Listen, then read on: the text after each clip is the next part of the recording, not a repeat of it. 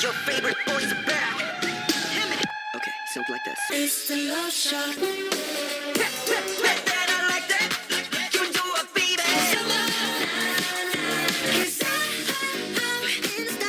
So, in the summer of 2020, I had a breakdown.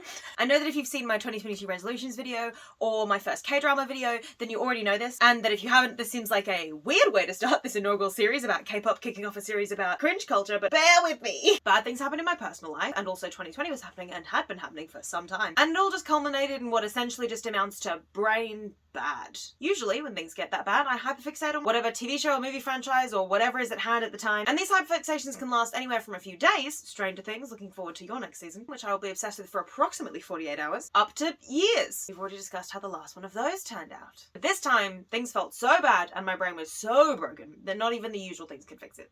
I tried a bunch of different things, but the main problem was that nothing was holding my attention for long enough. It was like I was trying to watch a TV show during the Blitz while air raid sirens are going off and planes were circling overhead, except those planes were bad things happening in my life, and the air raid siren was my own screeching brain. It was at this point that my mother suggested watching something from another country, in another language, something which would force me to concentrate on it more, because I would have to read subtitles constantly in order to really understand and grasp what was going on. It sounded logical, so I decided to give it a try, and the first thing that happened to pop up when I opened Netflix was Cinderella and the Four Knights, a K-drama starring the girl from Parasite. 제시카 외동딸 일리노이 시카고 거선배는 김치모 그는 이사촌. Embarrassingly, I didn't realize until literal weeks later, because I have this weird face blindness sometimes where I just literally do not recognize a person I love in a thing. I was three seasons into House of Cards before my brain went, wait, that Robin Wright? Anyway, the show was great.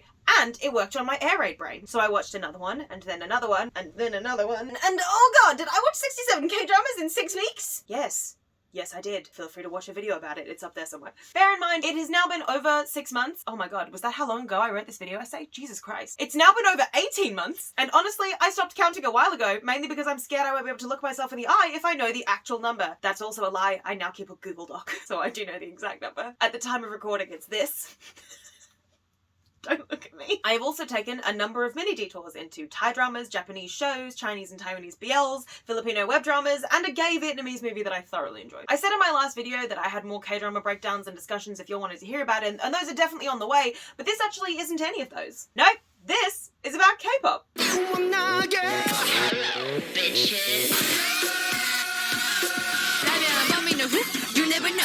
I, like many other people who exist outside the culture of a certain thing and only see windows into it from my own perspective, look to K-pop with at least a minuscule amount of derision. There is this certain level of superiority that comes with being someone who dislikes things, specifically things that wider society brands as cringe. See, I did it, guys. I'm finally actually getting to the real topic of this video, and it only took me some time. And K-pop is ostensibly one of those things. Fan cams are a bane of Twitter etiquette, unless they're being used to crash terrible police apps or flood racist hashtags out of spite. And from the outside world, standing in K-pop just seems really weird and intense and honestly pretty cringe. And then I had a breakdown, watched way too many K-dramas. Seriously, math-wise, it comes out to like 1.5 a day, which that's bad. It's bad maths. I don't like it. And through that, I got into K-pop. From what I understand, this is usually the opposite way this happens, but either way, I have become something of a K-pop fan. Now, I'm not a stan. I think that standing is unhealthy when it comes to fictional characters, let alone real people with real flaws and real emotions and real lives that I have never met and never will and don't have any business pseudo-stalking. I love BTS now, but referring to myself as a member of the army just doesn't sit right with me. And that's fine. You can label yourself however you like, and it doesn't affect how much you personally like a thing, and nobody else gets to tell you that you're somehow not a real fan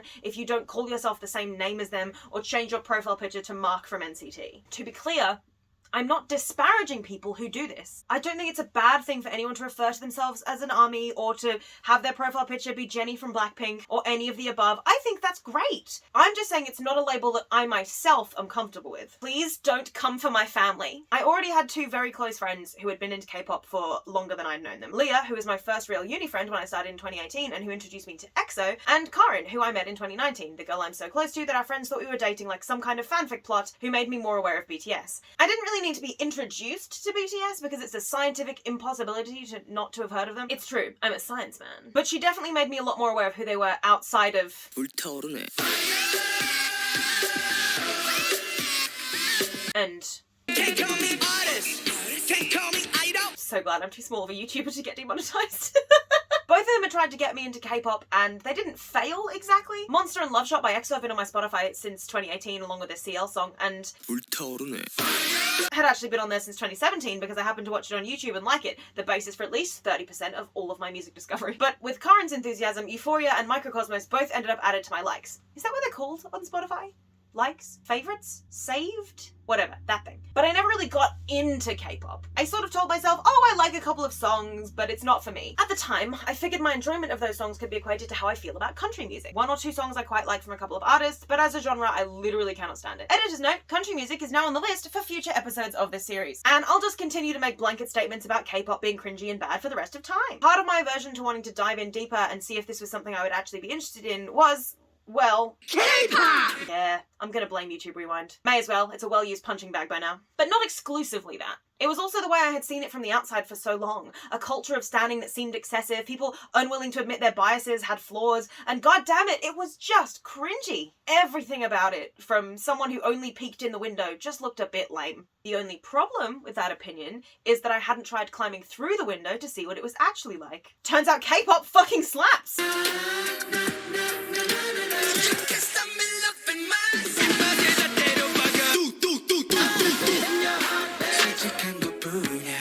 Yeah, I know that half of the people watching this video were already aware of that, and I know that the other half of the people watching this video are probably scoffing in semi-smug derision the way I would have done 2 years ago. First of all, BTS isn't the be-all and end-all of K-pop.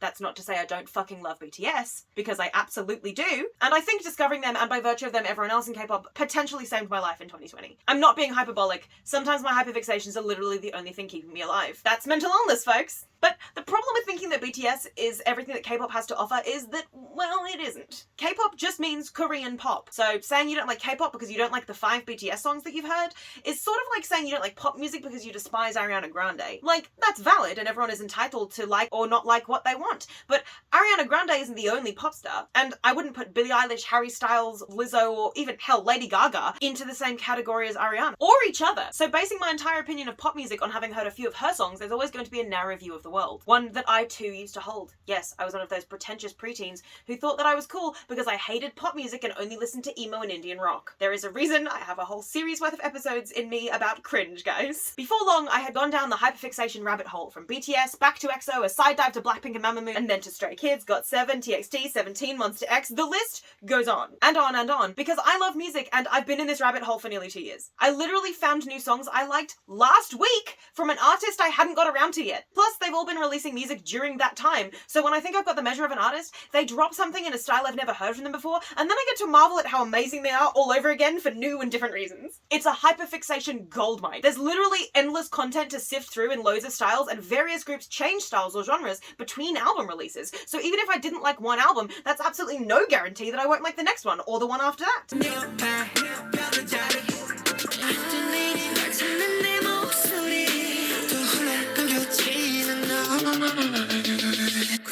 Like how I didn't like Ariana Grande, and then Thank You Next came out and I had to admit to myself that that song does in fact slap. Because the thing that makes K-pop cringy has never been the K-pop itself. It's always been the fan culture surrounding it. I'm slightly concerned that by saying this, I'm inviting a wave of stan hate, but that would prove my point, so honestly have at it. The Twitter stans especially seem to have driven the nail firmly into the coffin for most people, and I think I know why.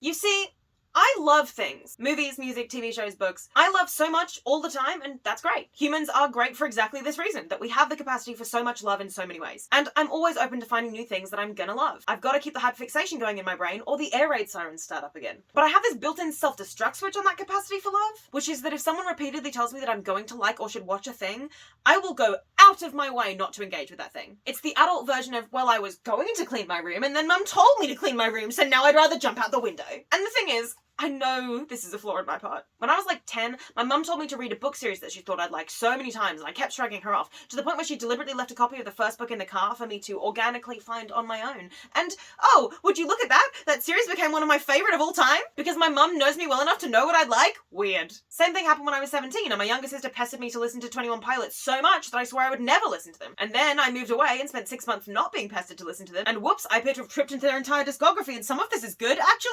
Wild. It's like this primal thing that just tells me that any excitement I might have for a thing could be switched off at any second the moment an outside source tells me to be excited. I think this is part of what contributes to the general cultural consensus of popular thing bad. Something becomes popular, therefore there's a huge number of people talking about how good it is or recommending it to people, and the enthusiasm self-destruct switch flicks off in our brains and refuses to engage with the idea that the popular thing can be good. We automatically decide the thing is bad and we do not like the thing because it is popular and well liked. And sure, sometimes popular things are bad, Jake Paul, but more often than not, things get popular on their own merit or because they're enjoyable. K-pop stan culture dials that popularity thing up to 11 by hijacking unrelated hashtags, posting fan cams, changing their entire internet presence to be about one or more members of a group, and just generally making as much noise as physically possible towards a culture of people with built-in enthusiasm self-destruct switches. K-pop stans are actually doing the opposite of what they think they're intending to do. They want everyone to know and appreciate their specific group or their bias in the group, and they try to get the entire world in on the enjoyment by grabbing the nearest megaphone and screaming incoherently and obnoxiously into it. The thing is,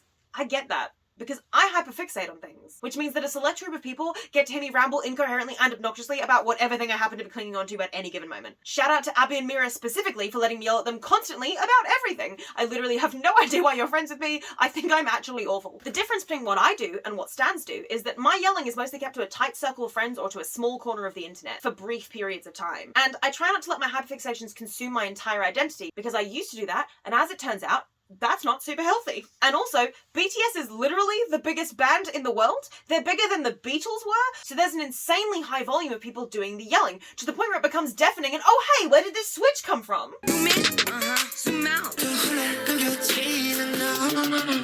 When Parasite deservedly won every Oscar in existence, fuck capitalism, Bong Joon-ho famously said, 자막, 서브타이틀의 장벽도 아니죠. 한 1인치 정도 되는 그 장벽을 뛰어넘으면 여러분들이 훨씬 더 많은 영화를 즐길 수 있습니다. Once you overcome the 1-inch tall barrier of subtitles, you will be introduced to so many more amazing films. And K-pop, by virtue of being Korean, doesn't have a lot of English in it. There is some, a surprising amount actually, and some artists even release entirely English songs or albums. The most obvious example is Dynamite by BTS, which is genuinely one of the happiest songs I've ever heard, and it came out in the worst year ever when I was at one of my lowest points, thank you BTS. Ladies and gentlemen, I got the medicine, so you should keep your eyes on the ball. But K-pop artists have been doing that for years. However, most K-pop is predictably in Korean, which means that English-speaking people aren't going to just understand everything the song is trying to say upon first listen. You can generally grasp the tone from the music, but any specifics in the lyrics are lost to our dumb English brains. So you might be surprised to learn that BTS's popularity is partly fueled by them writing their own songs about mental health and the industry. Small side note, the K-pop industry is really terrifying and super toxic and only recently started to improve and let their artists have control over their own work, and that's a whole different kettle of fish, but it's something to keep in mind. Black Swan is about this constant fear that they're going to fall out of love with music one day, and how that would be like dying to them.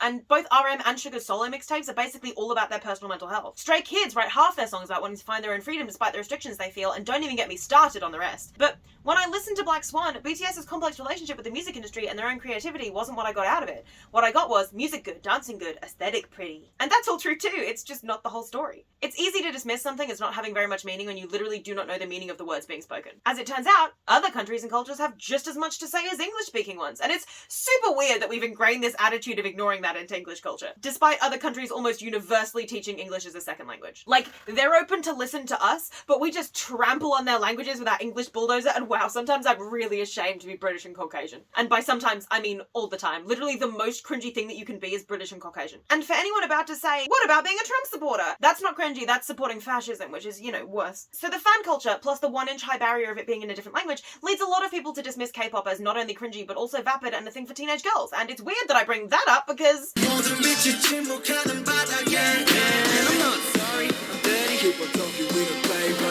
I'm not saying that as a statement of fact, by the way. What I am saying is that the world thinks that, very obviously, all of the time. Let's use the Beatles as an example, since I already brought them up. If you ask pretty much anyone nowadays about the Beatles, you'll get a wide acknowledgement that they are one of the greatest, if not the greatest band that ever lived. That they changed the world, and music history, and the way we even perceive music. And honestly, those people would be right. Those people are also almost entirely male. Do you know who wasn't male?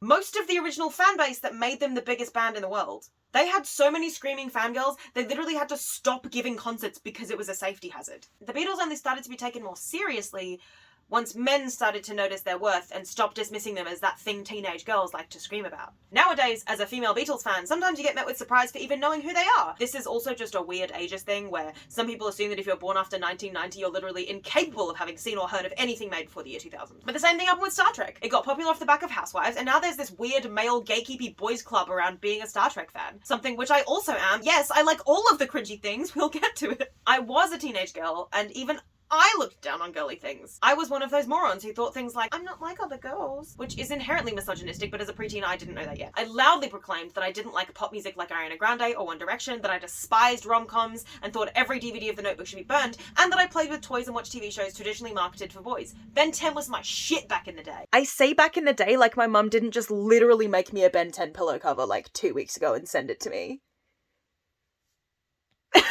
As a girl growing up in this culture where me enjoying things traditionally enjoyed by other people my age and gender meant that they were bad, I simply decided that no, I would not enjoy those things. I would enjoy only the things that were arbitrarily gendered to the other end of the spectrum, despite most things literally requiring no gender because anything can be liked by anyone, and it's super bizarre that we just gender TV shows and toys, but that's a different video. And I still think that The Notebook is terrible. So K-pop, on top of being instinctively dismissed with the enthusiasm self-destruct switch, and then further tripped up by the 1-inch language barrier, is then completely KO'd by a cultural aversion to respecting and enjoying the things that teenage girls like. You look in my eyes, straight into my eyes, and just say, Cooking like a chef, I'm a 5-star Michelin. So where does this leave us? Cringe culture is dead. Or at least we're trying to kill it, mostly unsuccessfully. Because it doesn't matter how many times we proclaim it to be gone, there will always be people out there gatekeeping other people's enjoyment of things. And there will also always be cringy people out there yelling about things in objectively cringy ways that give me profound secondhand embarrassment. Maybe you'll try out some of the artists I mentioned in this video and you won't enjoy them, and maybe K-pop just really isn't for you. That's totally fine. As I said earlier, you're allowed to like or not like what you want, and nobody is allowed to tell you that you're wrong for doing so. Unless you like Trump or Boris Johnson, in which case you can go fuck yourself and get away from my channel. Maybe you'll find someone you love in that list of artists, or discover ones I didn't mention, or even ones that I haven't heard of. That's even better. You found new and exciting things to love, and that's always worth celebrating. Just please don't write smut fanfic about real people. Please don't. It crosses so many boundaries. Those are real people. Please, for the love of God, write smut fanfic about fictional characters the way God intended. stay in your own lane, cause I'm about to swerve. Oppan Gangnam Style. Well, this video got longer than I expected, and it's about to become a series, baby! After I got into K-pop in 2020, after years of kind of sneering at it, I finally admitted to myself that everything I like is just so fucking cringe. Admitting it is the first step to realizing you have a problem. That problem is thinking of any of it as cringe. So what I've decided to do is to devote each episode of this to a different thing I have loved that was, at the time or is now, regarded as cringy. Sometimes it'll be a double whammy, like Super Hulock. Yes, I was one of those. Of course I was. Fucking look at me. I'll be discussing why each thing is culturally regarded as cringy, and then why that is or isn't true, and I already have a pretty good list of things as a jumping off point. I might even delve into things I still sort of think of as cringy and dismiss, like country music, which I know is a huge genre with way more depth than just Florida Georgia Man bad, which they are. But I also know I shouldn't dismiss an entire genre of music based around its most prominent sounds. That's been the point of this entire video. Anyway, go listen to God's Menu by Stray Kids. That shit fucking slaps. I just wanna taste it, make it up. 새로운 whip we take it down. 메뉴 골라가면 원하는 걸로 다 serve. Oppan Gangnam Style.